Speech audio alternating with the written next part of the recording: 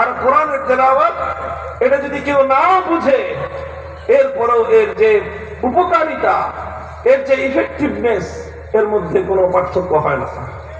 আলহামদুলিল্লাহ বলেন। সিদ্দিক আকবর আবু বকর রাদিয়াল্লাহু আনহু, তার ইতিহাস তার জীবনী গ্রন্থগুলোতে লেখা হয়, বুখারী শরীফ সহ সমস্ত হাদিসের কিতাবের মধ্যে এটা বর্ণিত হয়।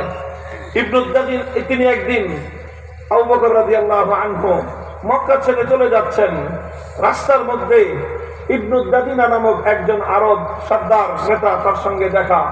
জিজ্ঞাসা করলো, আবু বকর কোথায় যাও? বললেন, আমি মক্কা ছেড়ে চলে যাচ্ছি। কেন?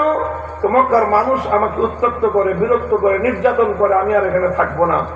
ইবনে দাগীনা বলল যে, না আবু বকর, তোমার মতো সোনার মানুষ, মানুষের দুর্দিনের বন্ধু, তুমি মানুষ, তুমি মানুষের পরোপকারী মানুষ, তোমার মতো মানুষ যদি মক্কা ছেড়ে চলে যায়, এটা মক্কার জন্য, মক্কার অধিবাসীদের জন্য এটা হবে বদনাম এবং দুর্নামের কারণ। তোমার যে সমস্যা আমি সমাধান করব, তুমি মক্কা ছেড়ে চলে যেও না। তিনি হাতে ধরে আবু বকর সিদ্দিককে মক্কায় নিয়ে আসলেন। মক্কার মানুষকে বললেন যে, দেখো, মক্কার মানুষ যদি আবু বকর তোমাদের দেশ ছেড়ে চলে যায়, আবু বকরের ক্ষতি হবে না, তোমাদের ক্ষতি হবে। সুতরাং তোমরা এই লোকটাকে থাকতে দাও, তার সঙ্গে তোমরা কোনো দুর্ব্যবহার করো না। মক্কার মানুষরা বলেছিল, ঠিক আছে, আবু বকর থাক, আমরা কোনো আপত্তি করব না, তাকে কোনো উত্ত্যক্ত করব না। আবু বকর আমাদের বাপ দাদার ধর্ম ছেড়ে দিয়ে মুহাম্মাদের ধর্ম গ্রহণ করেছে, সেটাও না হয় মেনে নিলাম, সাল্লাল্লাহু আলাইহি ওয়াসাল্লাম। আবু বকর সেই মুহাম্মাদের ধর্মের দাওয়াত দেয়, সেটাও না হয় মেনে নিলাম, কিছুই বললাম না। আবু বকর মুহাম্মাদের উপর নাযিলকৃত কোরআন কিতাব সেটা তেলাওয়াত করে, সেটাও না হয় আমরা মেনে নিলাম। কিন্তু আবু বকরকে আমাদের একটা শর্ত মেনে চলতে হবে। কি শর্ত? যে আবু বকর যে তেলাওয়াত করবে, ঘরের ভিতরে দরজা জানলা বন্ধ করে দিয়ে কোরআন তেলাওয়াত করতে হবে। সে ঘরের বারান্দায় দাঁড়িয়ে তেলাওয়াত করতে পারবে না। কি সমস্যা?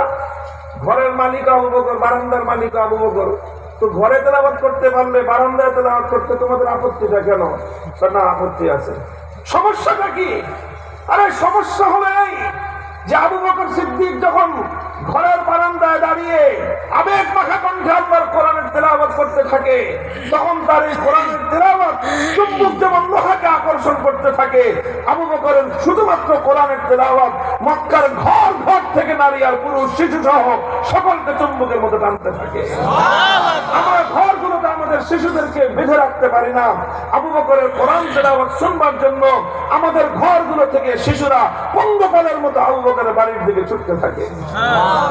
মুহতারাম হাজিরিন, এজন্যই বলি যে কোরআনে পাকের তেলাওয়াত এটা হলো সেই কর্মসূচি, যেই কর্মসূচির মাধ্যমে সর্বপ্রথম রাসূলুল্লাহ সাল্লাল্লাহু আলাইহি ওয়াসাল্লাম 1000 বছরের জাহেলিয়াতের এই প্রাচীর ধসিয়ে দেওয়ার জন্য প্রথম আঘাত এনেছিলেন। আজ এই একবিংশ শতাব্দীর নব্য জাহেলিয়া, এটা আধুনিক জাহেলিয়া, এটা বিজ্ঞানের মাধ্যমে সুসজ্জিত জাহেলিয়াত, এটা নানাভাবে শক্তিশালী এক জাহেলিয়াত। খোদার কসম খেয়ে বলি, আজকের নব্য জাহেলিয়াতকে যদি আবার উপরে ফেলতে হয়, আল কোরআনের তেলাওয়াতের মাধ্যমেই এই জাহেলিয়াতের বীজ শুদ্ধ কাঁপিয়ে তুলতে হবে। ঘরে ঘরে কোরআন তেলাওয়াতের গুঞ্জন